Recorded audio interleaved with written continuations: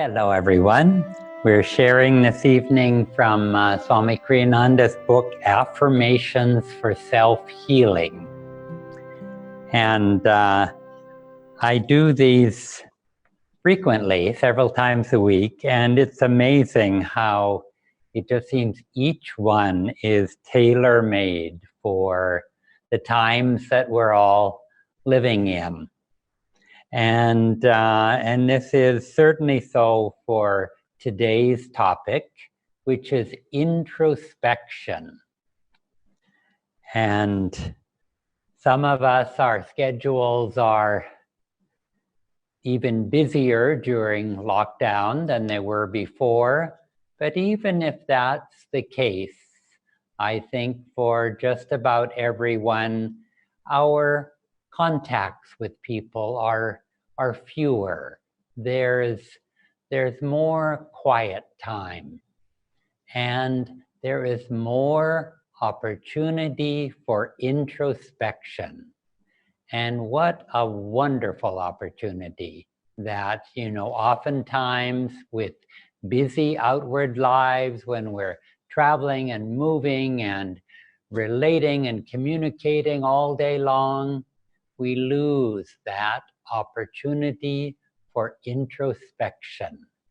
And so let's make the most of that opportunity that we have in these days.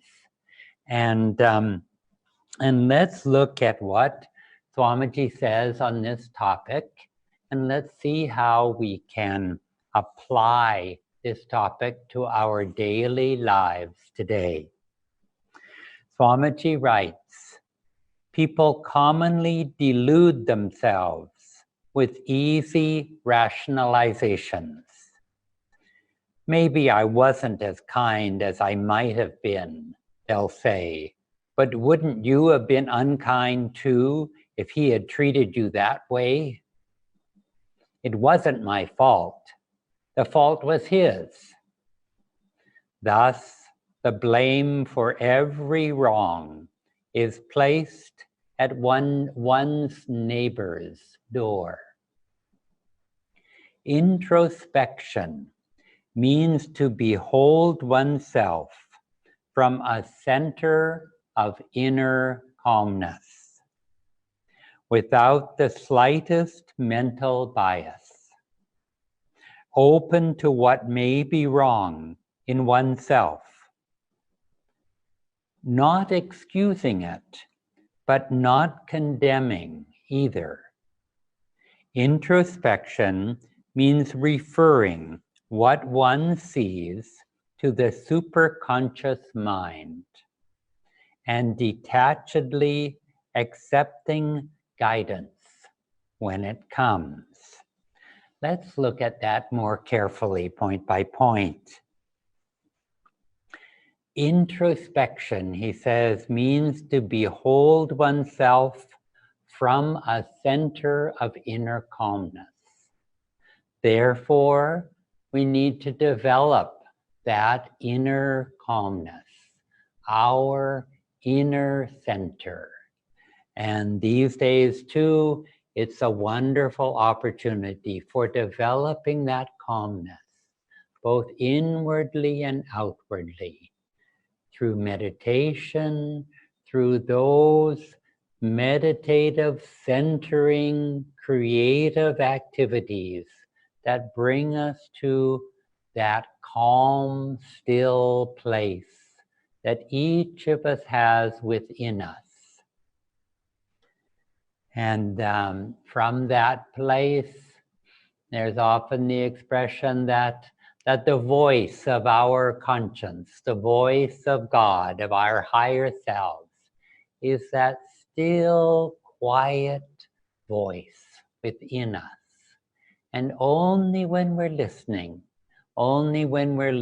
carefully, can we hear that inner guidance, that inner voice.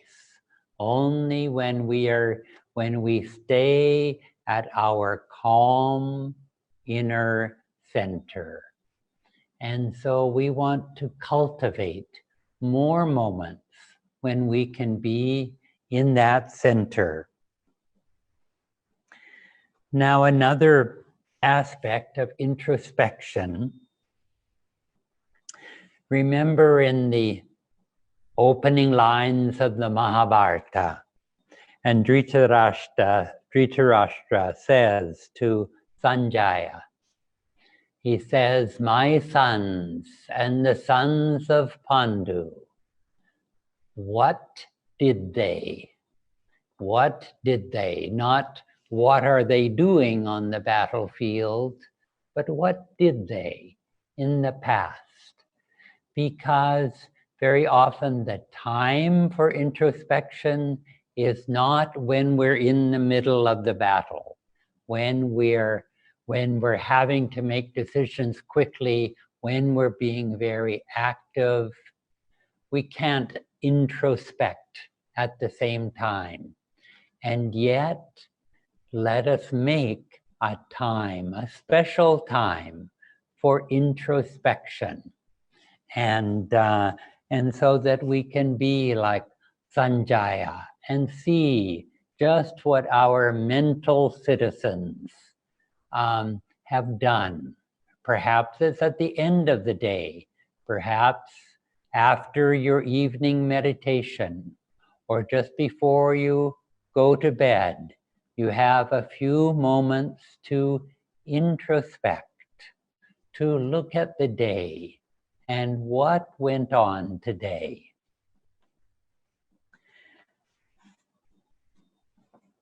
And when we discover things about ourselves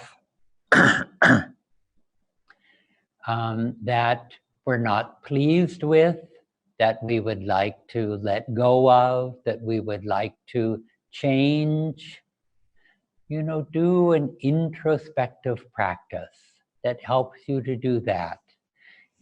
Some things can be a visualization. Swami Kriyananda would often encourage us to do a visualization. And one was, before we go to bed at night, to mentally build a bonfire, build a hawan, and place into that hawan the things that we want to be free of. And let God's all purifying, all dissolving flames of love release us from those bonds that hold us. Another image that Swamiji uses is, imagine that there are cords, like strings, holding your heart to this attachment or this feeling. And think about what those different attachments might be. And then mentally cut each one of those threads of attachment. And so that are binding our heart, are binding our heart to something outside of ourselves, some desire, something that is holding us in this world. And then one by one, cut each and every one of them, and then polish our heart and feel that it's completely free of these attachments. Not that it's completely free of feeling, of love. We can love more deeply, more completely, when our love isn't conditional, when it's not dependent on someone else loving us, or it's not specific that I'm going to love this person, but I'm not going to love that person.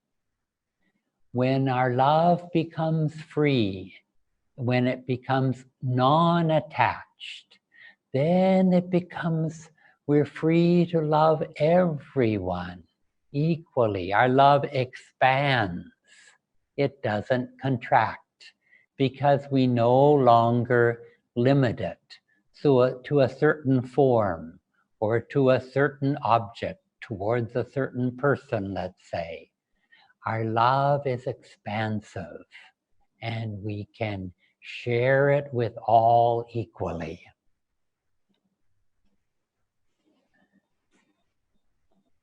And now Swamiji says something also interesting here. He says that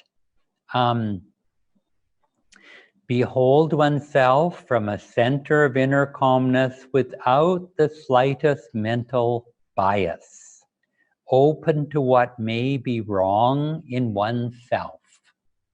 On the one hand, not excusing it, as he used the example earlier, it wasn't my fault.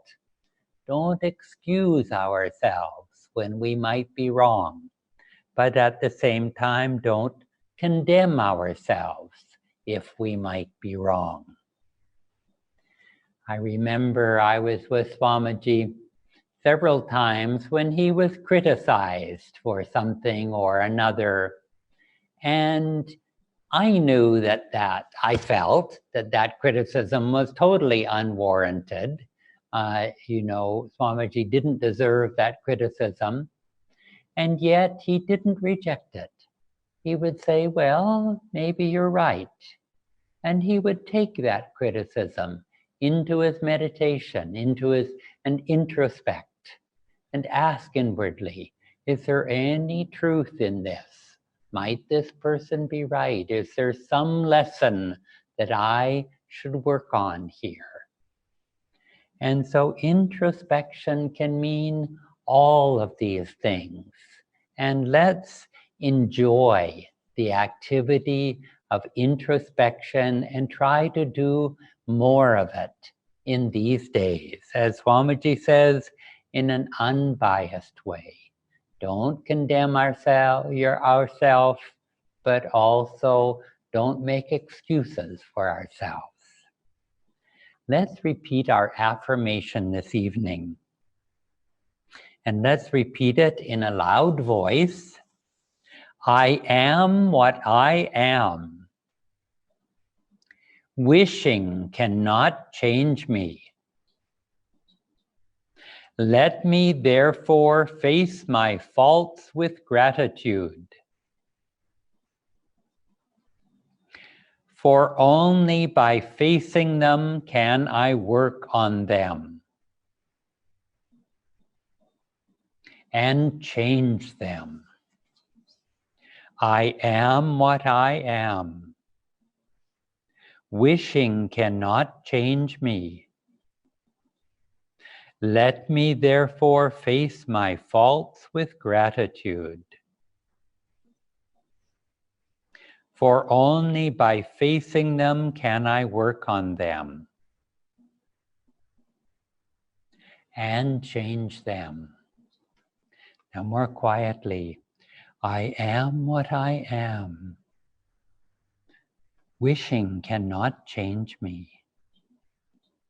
Let me therefore face my faults with gratitude. For only by facing them can I work on them and change them. Now let's repeat just in a whisper. I am what I am. Wishing cannot change me. Let me therefore face my faults with gratitude. For only by facing them can I work on them and change them. Now mentally only bring this sense of complete self-acceptance into the superconscious. I am what I am. Wishing cannot change me. Let me therefore face my faults with gratitude. For only by facing them can I work on them and change them. Let us also pray silently. Let me not delude myself with desires, Lord. Teach me to see behind the play of my thoughts thy ever calm gaze of wisdom. He talks here about desires, deluding ourselves with desires. Desire to have things the way that we want to have them. And if this is a delusion, because we think to ourselves, if I want it, then it must be right. I'm justified in having it because I desire it. And so he says here, let us not delude ourselves with desires, but look behind our thoughts and see God's wisdom, God's guidance, hiding in the silence of our mind. Thank you so much for being with me tonight.